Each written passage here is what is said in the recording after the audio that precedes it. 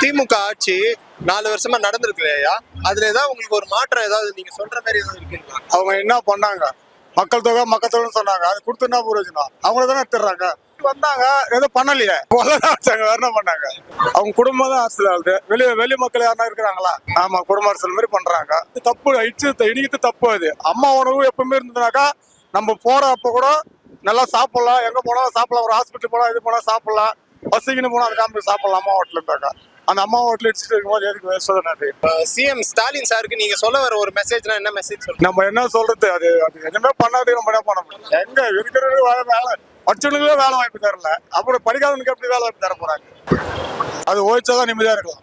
இப்ப நாங்களே சொல்றோம், அது டாஸ்மார்க் ஓய்ச்சாதான் நம்ம நிம்மதியா இருக்கலாம். அது எப்படி உடம்பு நெல்லுன்னு சொல்ல முடியுமா? குடியே கெடுக்கும். இது வித்தா அது விற்கலாம், நம்ம ஃபீல் பண்ண போறோம். அந்த கடையில நம்ம ஃபீல் பண்ண போறோம். அவர் வந்தாருன்னா எல்லாத்தையும் பண்ணுவார். நிர்வாகமா நல்லா நடக்கும், சேஃப்டியா இருக்கும். அம்மா ஆட்சி வந்தா சேஃப்டியா இருக்கும்.